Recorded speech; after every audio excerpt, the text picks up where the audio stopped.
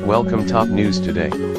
Senator Lindsey Graham is in his own right a very important foreign policy spokesman for his congressional party. But of late he has also gotten close to his 2016 presidential rival, Donald Trump.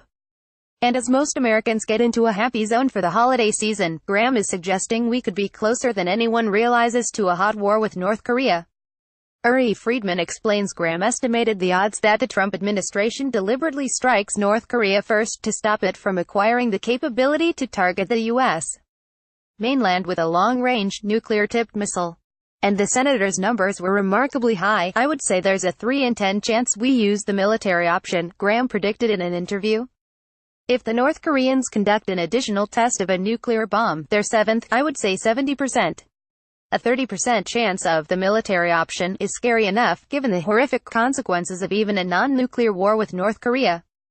One authoritative estimate suggests that 60,000–300,000 people in South Korea, including U.S. service members, would die in the first few days of such a conflict.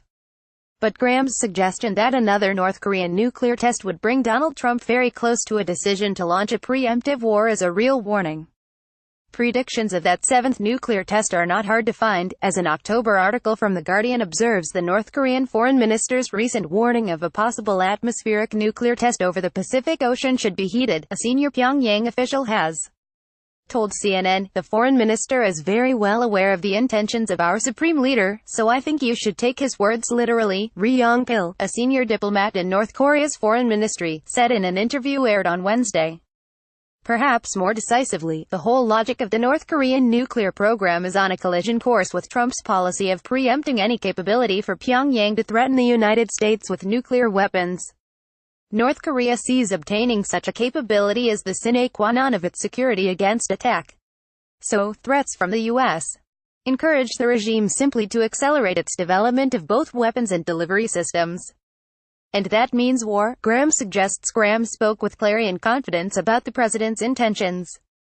He said that one of Trump's first big decisions as president was whether to adopt a policy of denying North Korea a long-range nuclear capability or of containing that capability by, for example, making clear that North Korea would be destroyed if it used its nuclear weapons against the United States. Trump eventually chose denial, according to Graham, and that choice is now in our rearview mirror. And so, unless North Korea completely reverses its long-term national security strategy, armed conflict is just a matter of time. I don't know how to say it any more direct. If nothing changes, Trump's gonna have to use the military option, because time is running out, Graham said. Some may dismiss such talk as designed to support a bully boy bluff from Trump.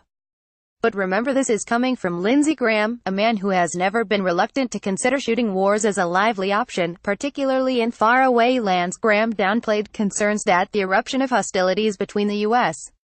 and North Korea could kill hundreds of thousands of innocent people in Korea and put tens of thousands of American troops stationed in Seoul in harm's war, saying Trump needs to think about the American homeland first. Put yourself in President Trump's shoes for a moment. Where does your allegiance lie? He said.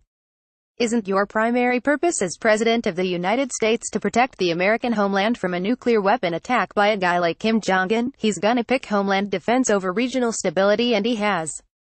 2. The unthinkable isn't unthinkable to Graham or to Trump, and both are locked into a strategy that makes war with the equally implacable North Koreans a good, if horrifying, bet for the near future.